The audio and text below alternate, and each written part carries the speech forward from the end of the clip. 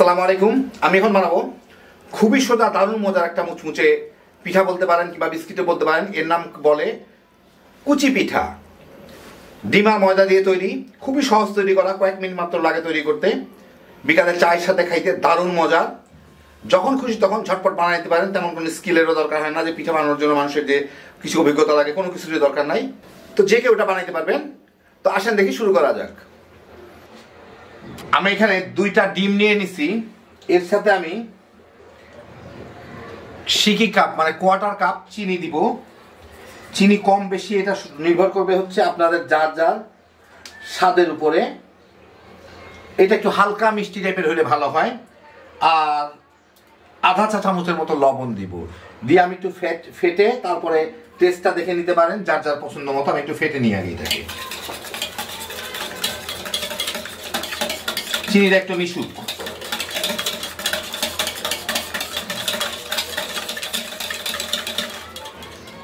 চিনিটা প্রায় পুরা করে গেল। এখন সবচেয়ে ভালো হচ্ছে একটু টেস্ট করে দেখা যে পছন্দ মতো হয়েছে কিনা।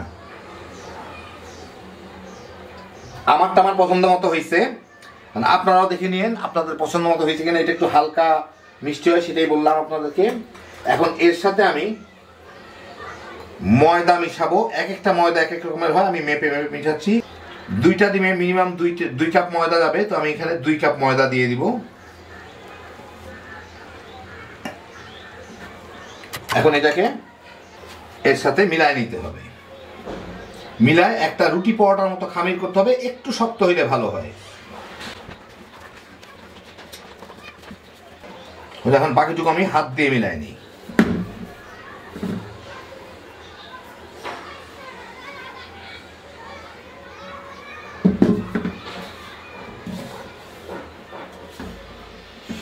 তো মোটামুটি মিশা নিলাম, একটু শক্ত শক্ত টাইপের। তো এইটাকে আমি এখন একটা বাটি দিয়ে কিংবা একটা ঢাকনা দিয়ে ঢেকে রেখে দিব। একটু ছোট জিনিস বাটি দিয়ে ঢাকলেই ভালো আমার জন্য। আপনারা যে যা পারেন তা দিয়ে ঢেকে নিয়ে 20-25 মিনিট রাখলেই এর ভিতরের জলীয় অংশটা কোনো দিকে বেশি কোনো দিকে কম আছে চতুর্দিকে ছড়ায় সমান হয়ে যাবে, একটু নরম হয়ে যাবে, তুলনামূলকভাবে। 20-25 মিনিট পরে আমি পিঠাটা বানানো শুরু করব, বেলা শুরু করবো আর কি। তো প্রায় ঘন্টাখানেক দেরি করে ফেললাম আমি। এই হচ্ছে আমার ময়দাটা। এখন এটাকে একটু ময়ান দিয়ে নিতে হবে যাতে এইটা চতুর্দিকে সমান হয়। হইলো মোটামুটি একটু শক্ত টাইপেরই হয়েছে। এখন আমি এর থেকে অল্প একটু কেটে নিব, নিয়ে একটা পাতলা রুটি বানাবো।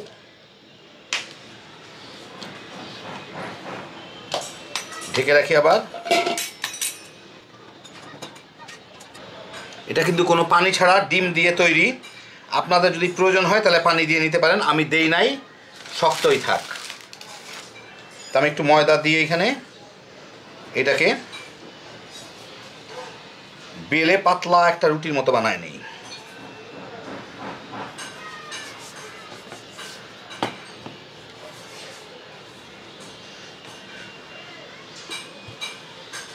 যত পাতলা করা সম্ভব।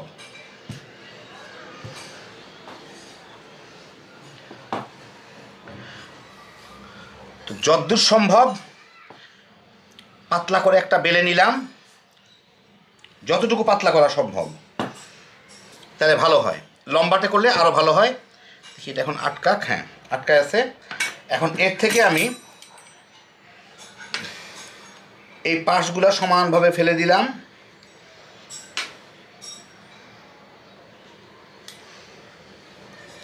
এগুলো আবার দোর সাথে মিলাই নেব। আমি একটু কেটে নিই, না কাটলেও এখান থেকেই কাটি। আমি যেই সাইজের করব সেই সাইজের করে একই সাইজের করে কেটে নেব কয়টা। এখন এইটাকে আমার ভাঁজ দিয়ে নিতে হবে। তো এগুলো পাশে রেখে দিই, তাহলে শুকায় যাবে। তো এখন আপনাদের আমি একটু ক্লোজে দেখাই।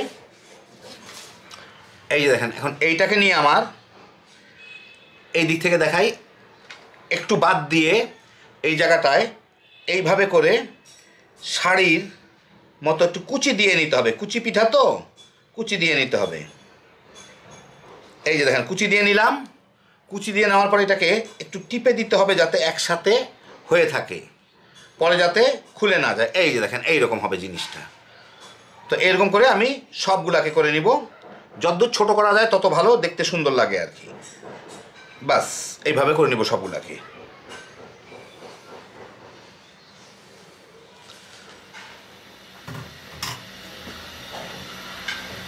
আমি এখন এখানে কিছু তেল গরম করে এর মধ্যে এই যে পিঠাগুলা বানাইলাম এগুলা দিয়ে আমার ভেজে নিতে হবে, যেটা মাঝারির থেকে একটু উপরে আছে যাতে পুড়ে না যায়, কিন্তু সবগুলা পিঠা সুন্দরভাবে শক্ত হয়ে যায়।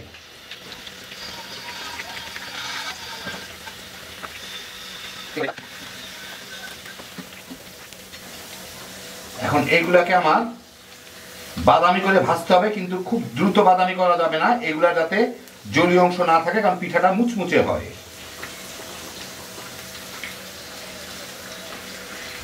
উল্টায় পাল্টায় আমি এগুলোকে মুচমুচে করে ভেজে নিব।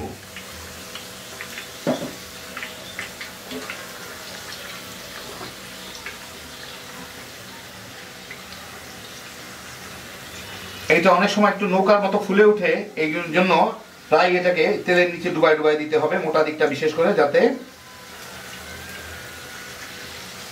সব জায়গাগুলাই মুচমুচে হয়।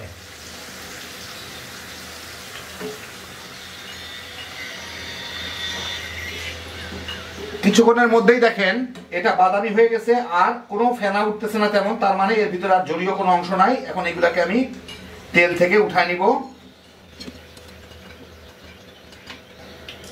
হাই হিটের নিচে মাঝারি আছে ভাজলে এটা সুবিধা। এই দেখেন হয়ে গেল, বাকিগুলাকে এইভাবে আমি ভেজে নিচ্ছি, নিয়ে আপনাদের দেখাচ্ছি। তো এই দেখেন হয়ে গেল আমার দারুণ মজার কুচি পিঠা। খুবই সুন্দর একটা পিঠা, একদম কম মিষ্টি দিয়ে আমি বানাইছি। আপনারা ইচ্ছা করলে বেশি চিনি দিতে পারেন, যে যার মতো রুচি মতো বানাবেন, কিন্তু এগুলো খুব মুচমুচে টাইপের হয়, মচমচে, যে যাই বলেন না কেন, মুচমুচে কিংবা মচমচে। আর এটা রেখে যে কোনো একটা এয়ারটাইট কন্টেনারের মধ্যে রেখে বেশ কতদিন, প্রায় 15-20 দিন, 1 মাসও খাওয়া যায়, কোনো অসুবিধা নাই। বিকালে স্ন্যাক্স হিসাবে বাচ্চা কাচ্চারা খুব যেমন পছন্দ করবে, নিজেরাও খেয়ে মজা পাবেন চায়ের সাথে। হ্যাপি জোশের একটা আইটেম, খুব সহজ তৈরি করা। তো দেখলেন কত সহজে বানায় ফেললাম। আপনারা এখন খালি বানাইবেন আর তামা করে খাইবেন। আল্লাহ আপনাদের সবাইকে ভালো রাখুন, সুস্থ রাখুন, নিরাপদে রাখুন। ইনশাআল্লাহ বেঁচে থাকলে আবার দেখা হবে। আল্লাহ হাফিজ।